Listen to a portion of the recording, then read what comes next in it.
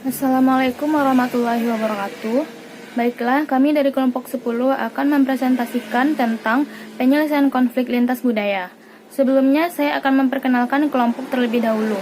Yang pertama yaitu Weni Andriani Eka Putri sebagai pemateri pertama, Wiranti Tasya sebagai pemateri kedua, saya Pertiwi Harli Putri sebagai pemateri ketiga, dan Yuniati Salolika sebagai pemateri keempat.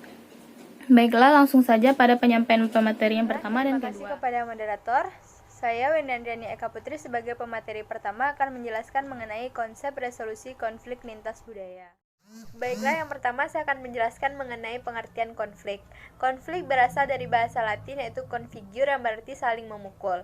Secara sosiologis, konflik adalah suatu proses sosial antara dua orang atau lebih di mana salah satu pihak ingin menyingkirkan pihak lain dengan cara menghancurkannya atau membuatnya tidak berdaya. Menurut Takwiri dalam Nevstorn dan Davis tahun 1977, konflik adalah warisan kehidupan sosial yang boleh berlaku dalam berbagai keadaan akibat daripada berbangkitnya keadaan ketidaksetujuan, kontroversi dan pertentangan di antara dua pihak atau lebih secara berterusan. Konflik itu dilatar belakangi oleh perbedaan ciri-ciri yang dibawa individu dalam suatu interaksi.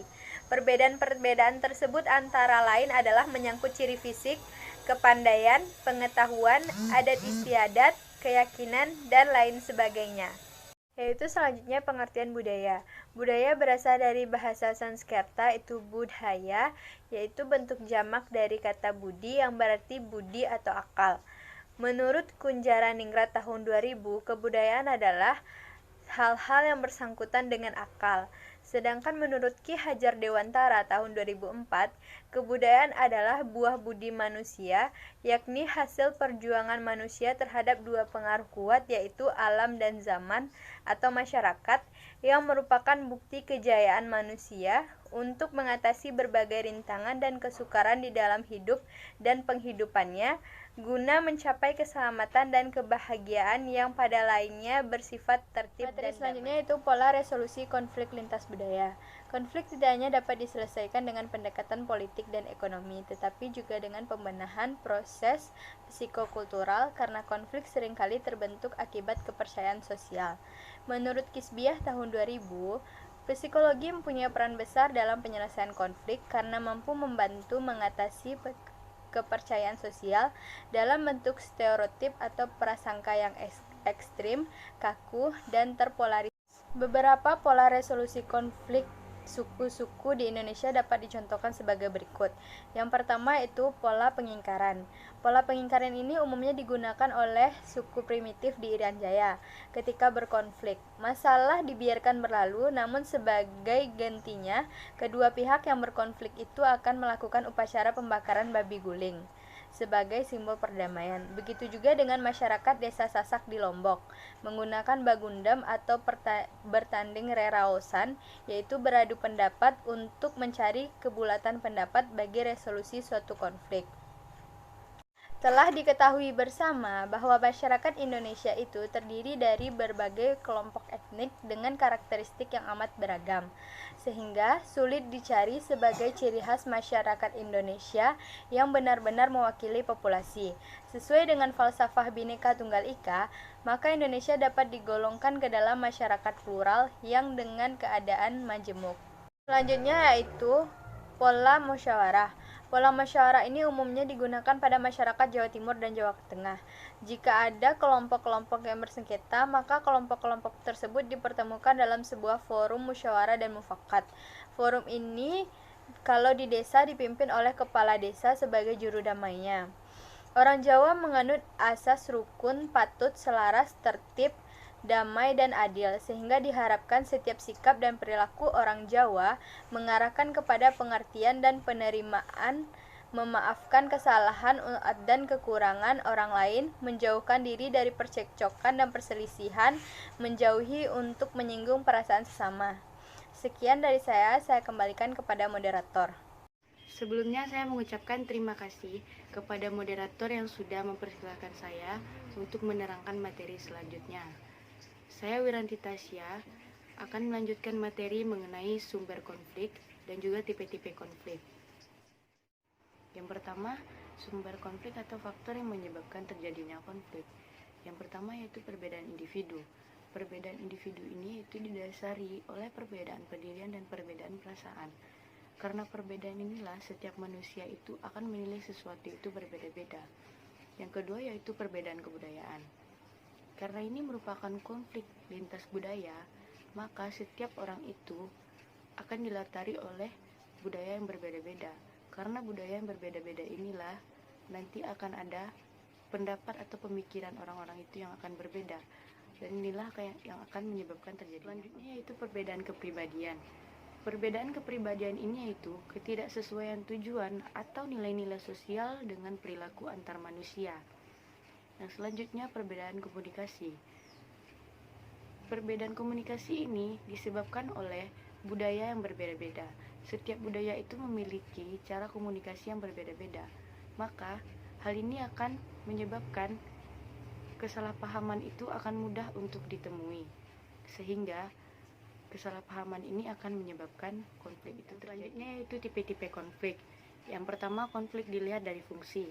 Konflik dilihat dari fungsi ini ada dua macam. Yang pertama, konflik fungsional. Konflik fungsional ini yaitu konflik yang dampaknya memperbaiki kinerja kelompok dan mendukung pencapaian tujuan kelompok. Yang kedua, konflik disfungsional. Konflik disfungsional ini berbeda dengan konflik fungsional. Konflik ini akan menghambat adanya pencapaian tujuan kelompok. Baiklah, selanjutnya yaitu konflik berdasarkan pihak-pihak yang terlibat. Yang pertama, konflik dalam diri individu. Konflik ini terjadi jika individu harus memilih tujuan yang saling bertentangan, atau jika individu tersebut mendapatkan tuntutan tugas yang melebihi batas kemampuannya. Selanjutnya, konflik antar individu. Konflik antar individu ini terjadi karena adanya perbedaan kepribadian antara satu individu dengan individu yang lain. Yang selanjutnya adalah konflik antar individu dan kelompok. Konflik ini terjadi jika individu tersebut gagal menyesuaikan diri dengan norma-norma yang berlaku dalam sebuah kelompok di mana ia bekerja. Yang selanjutnya, konflik antar kelompok atau divisi yang berada dalam organisasi yang sama. Konflik ini terjadi karena masing-masing kelompok memiliki tujuan yang berbeda dan masing-masing kelompok berupaya untuk mencapainya. Yang selanjutnya, konflik antar organisasi. Konflik ini terjadi jika tindakan yang dilakukan oleh organisasi menimbulkan dampak negatif bagi organisasi lainnya. Yang selanjutnya, konflik antar individu dalam organisasi yang berbeda. Konflik ini terjadi sebagai akibat sikap atau perilaku dari anggota suatu organisasi yang berdampak negatif bagi anggota organisasi yang lain. Baiklah, tipe konflik yang selanjutnya yaitu konflik dilihat dari posisi seseorang dalam struktur organisasi. Yang pertama, konflik vertikal. Konflik ini yaitu konflik yang terjadi antara karyawan yang memiliki kedudukan yang tidak sama dalam organisasi, seperti antara atasan dan juga bawahan. Yang kedua, konflik horizontal, yaitu konflik yang terjadi antara mereka yang memiliki kedudukan yang sama atau setingkat dalam organisasi. Yang selanjutnya yaitu konflik garis staf, yaitu konflik yang terjadi antara karyawan lini yang biasanya memegang posisi komando dengan pejabat staf yang biasanya berfungsi sebagai penasehat dalam organisasi. Yang terakhir yaitu konflik peran, yaitu konflik yang terjadi karena seseorang mengemban lebih dari satu peran yang saling bertentangan. Baiklah, saya Pertiwi Herli Putri akan menyampaikan materi selanjutnya yaitu tentang mediasi. Mediasi adalah upaya penyelesaian konflik dengan melibatkan pihak ketiga yang netral, yang tidak memiliki kewenangan mengambil keputusan, yang membantu pihak-pihak yang bersengketa mencapai penyelesaian atau solusi yang diterima oleh kedua belah pihak. Jenis mediasi ada 3. Yang pertama yaitu medium quote, yaitu sesuatu yang sendiri diketahui, dan dalam mengetahui sesuatu itu, sesuatu yang lain yang diketahui. Contoh yang biasa diberikan untuk mediasi ini adalah premis-premis dalam silogisme. Pengetahuan tentang premis-premis membawa kita kepada pengetahuan tentang kesimpulan. Yang kedua yaitu medium quo, yaitu sesuatu yang sendiri tidak disadari, tetapi dapat diketahui melalui sesuatu yang lain. Contohnya seperti lensa kacamata yang kita pakai. Kita melihat benda-benda di sekitar kita, tetapi kacamata itu sendiri tidak secara langsung kita sadari. Yang ketiga yaitu medium info, sesuatu yang tidak disadari secara langsung dan yang di dalamnya diketahui sesuatu yang lain. Contohnya seperti kaca spion di mobil. Sopir mobil melihat kendaraan di belakang dan hal-hal lain di sekitarnya dalam kaca spion itu sendiri. Secara tidak langsung ia sadari. Selanjutnya yaitu perilaku mediator. Perilaku yang harus dilakukan oleh mediator yang pertama yaitu problem solving atau integrasi, yaitu usaha menemukan jalan keluar atau win-win solution. Salah satu perkiraan mengatakan bahwa mediator akan menerapkan pendekatan ini bila mereka memiliki perhatian yang besar terhadap aspirasi pihak-pihak yang bertikai dan menganggap bahwa jalan keluar menang-menang sangat mungkin dicapai. Yang kedua yaitu kompensasi atau usaha mengajak pihak-pihak yang bertikai supaya membuat kesepakatan dengan menjanjikan mereka imbalan atau keuntungan.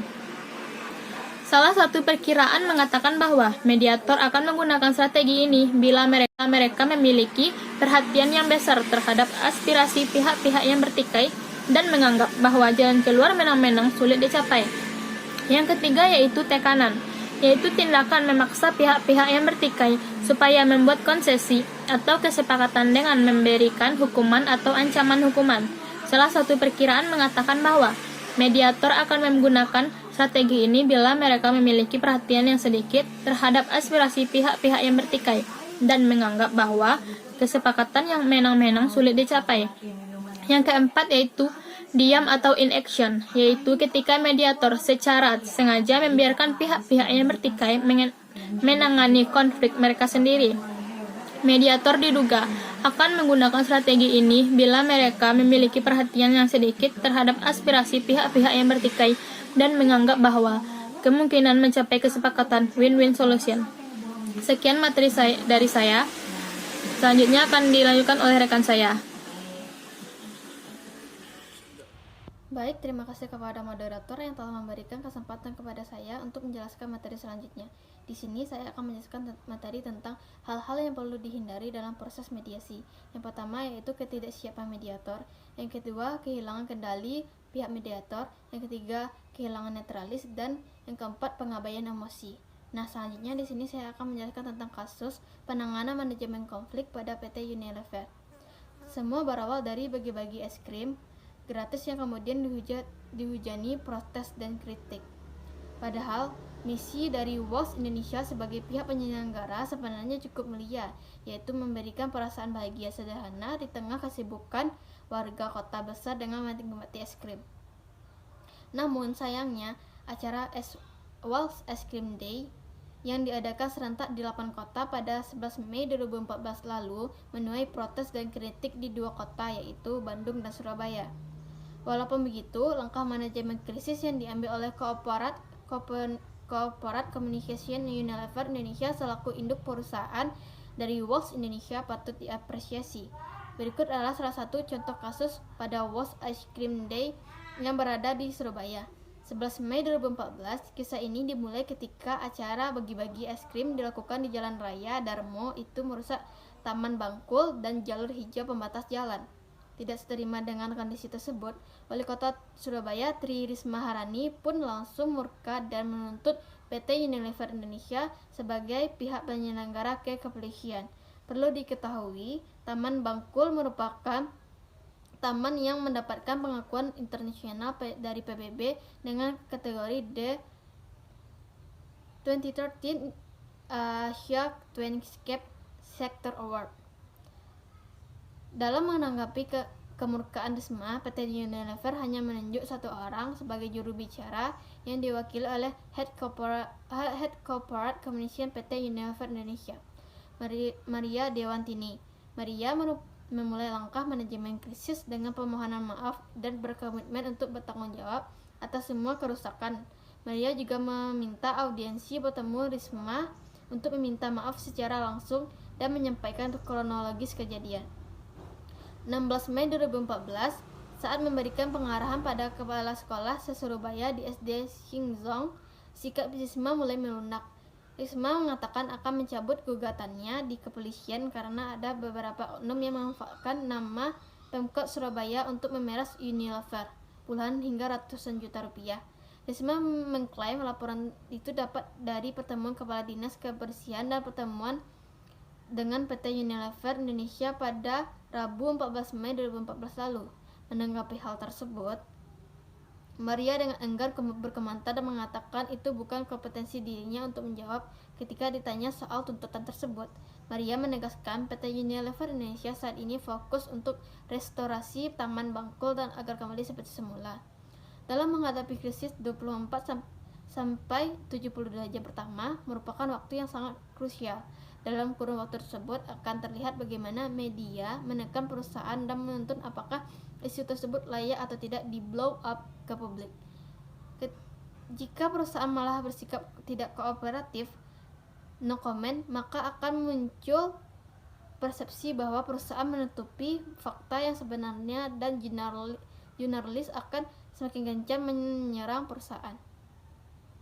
Dari kasus di atas, langkah yang dilakukan PT Unilever Indonesia cukup baik. Unilever menunjuk satu orang, yaitu Head Corporate Communication PT Unilever Indonesia, Maria Dewantini, sebagai penghubung antara perusahaan dengan publik.